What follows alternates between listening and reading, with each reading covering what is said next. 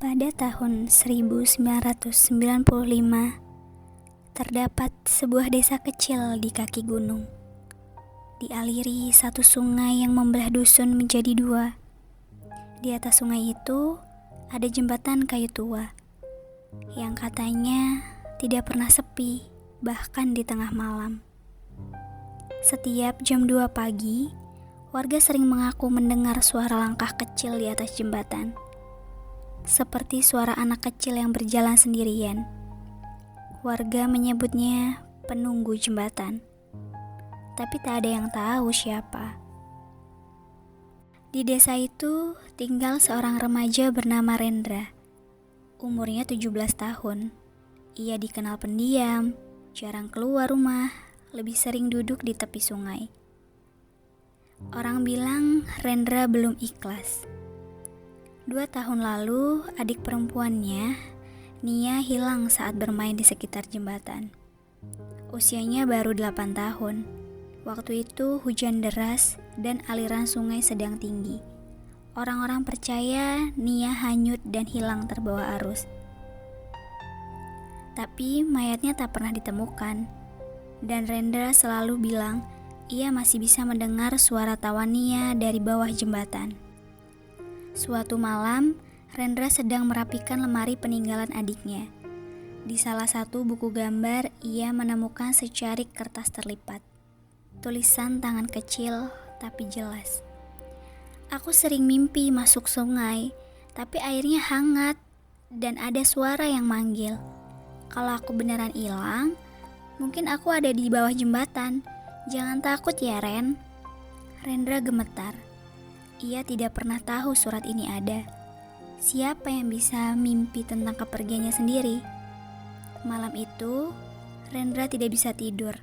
Dan seperti biasa, jam 2 pagi, ia mendengar suara langkah di atas jembatan. Tapi kali ini berbeda. Suaranya berhenti tepat di depan rumahnya. Keesokan paginya, Rendra menemui Pak Mandir, penjaga irigasi desa yang sudah tua dan banyak tahu. Pak Mandir bercerita bahwa dulu sungai itu dipercaya dijaga oleh makhluk tua yang sering disebut penyimpan jiwa yang hilang.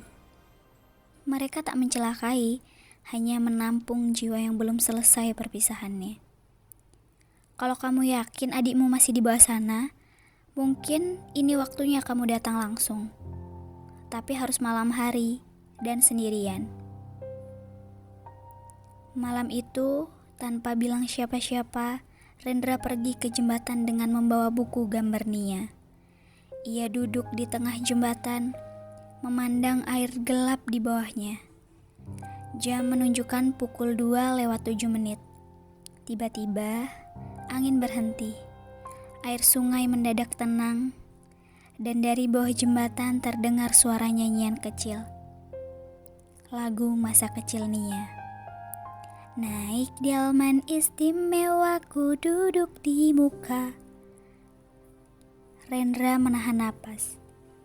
Tangannya gemetar, tapi ia membalas dengan lirih. Ku duduk di muka. Dan saat itu, ia melihat bayangan anak kecil berdiri di tepi sungai. Tidak jelas, tidak nyata, tapi familiar. Bayangan itu menunjuk ke satu batu besar di bawah jembatan. Rendra turun perlahan. Di balik batu itu, ia menemukan kotak kecil yang terbungkus plastik dan lumpur. Isinya gambar-gambar buatan Nia dan sebuah gelang kain yang dulu sering ia pakai. Setelah malam itu, suara langkah di atas jembatan tak pernah terdengar lagi. Tak ada lagi suara nyanyian, tidak ada lagi bayangan. Sungai kembali tenang. Rendra merasa lega. Ia pikir semuanya sudah selesai. Ia menyimpan kotak kecil milik Nia di lemari kayu tua dan menggantungkan gelangnya di jendela kamar. Setiap kali angin bertiup pelan, gelang itu berdenting lembut. Ibunya pun mulai berubah, tak lagi menangis di malam hari. Senyum kecil mulai kembali muncul di wajahnya yang dahulu selalu murung. Rendra pikir akhirnya mereka bisa melanjutkan hidup. Hingga suatu pagi, seminggu setelah malam itu, Pak Mandir datang ke rumah. Wajahnya tegang, tangannya gemetar sambil memegang selembar foto Usang. "Rendra, ini kamu waktu kecil kan?" Rendra mengangguk pelan. Foto itu diambil saat ia masih umur 9 tahun, berdiri di tepi jembatan bersama seorang anak kecil. Tapi ada yang aneh. Anak kecil dalam foto itu bukan Nia. Wajahnya sama sekali tidak dikenali. Dan saat dilihat lebih dekat, gelang di tangan anak itu adalah milik Nia. Rendra terdiam, kepalanya terasa berat. Tiba-tiba, ingatan masa kecilnya seperti meledak satu persatu. Kilasan-kilasan yang selama ini terkubur muncul kembali. Seorang anak kecil menangis di pinggir sungai. Suara ibunya menjerit, "Bukan dia, itu bukan anak kita." Dan suara pria dewasa, "Ambil saja anak itu. Kalau tidak mau, kami bawa ke panti." Rendra bukan kakak Nia. Rendra adalah anak yang ditemukan di dekat jembatan bertahun-tahun lalu.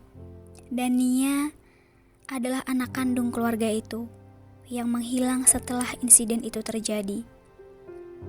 Semua yang ia pikir sebagai kenangan ternyata adalah ingatan yang dipasangkan padanya oleh waktu dan luka.